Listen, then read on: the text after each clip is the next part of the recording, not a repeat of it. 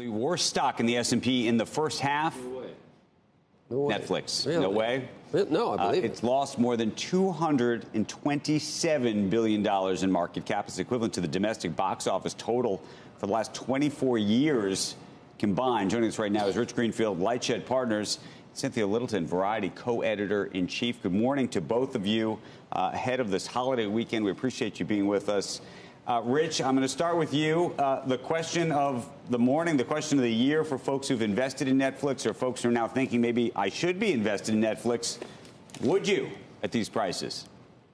Look, we've had multiple crises of confidence of Netflix over the years, Andrew. You've been reporting on many of them.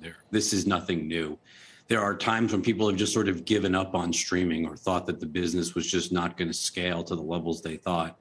It's still really early, but think about what people are talking about this summer, like what's been dominating viewing worldwide all summer long, as we kick off summer. It's been Stranger Things. Stranger Things has been, it was #1 for 4 weeks in a row, and not just season 4 of Stranger Things.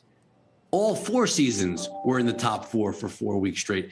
The reality is Netflix's problems has been they haven't had enough amazing kind of buzzworthy content.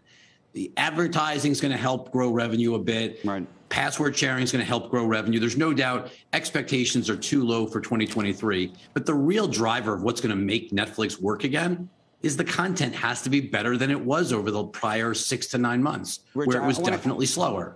I want to get to Cynthia in 1 second, but what is the appropriate, what is in your mind, fair value at $174 right now, $175? What is fair value for this company, and how much of it is an earnings story versus a multiple story? What kind of multiple will to the extent you see upside, how do you see that expanding if it does?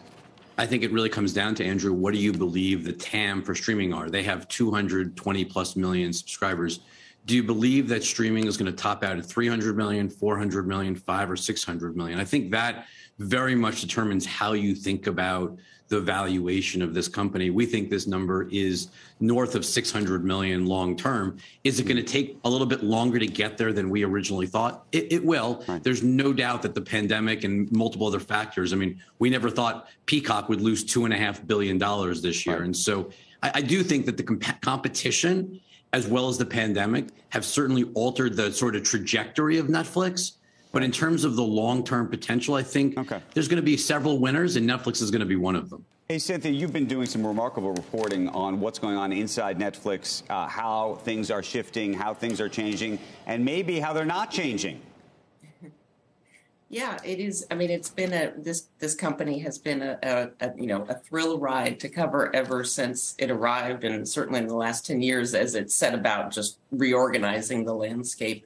I think what Rich said is absolutely true. I think for the broader entertainment industry, the question of, oh my goodness, is Netflix plateauing at something that's a lot less than 1 billion-ish global subscribers? That makes the terms of that potential business very different.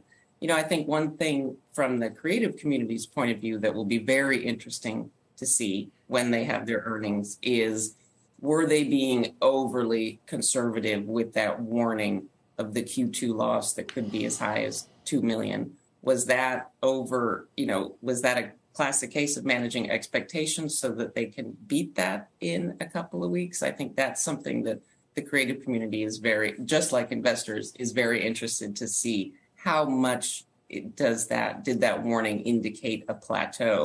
Is your sense, by the way, though, Cynthia, is your sense that all of these other companies, which were chasing the Netflix sort of fever dream, that they're stopping that chase, or that they've shifted that chase, and does that then create more opportunity, oddly enough, for Netflix in certain ways?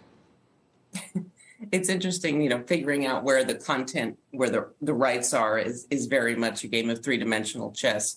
I really think that they have some work to do, as Rich said, on the content side with the creative community. And I think they have some work to do. Some of what made Netflix so revolutionary may be in a more competitive streaming environment, may actually be holding them back. So what we do know is internally there is a lot of soul searching, a lot of very intense conversations about where Netflix is going.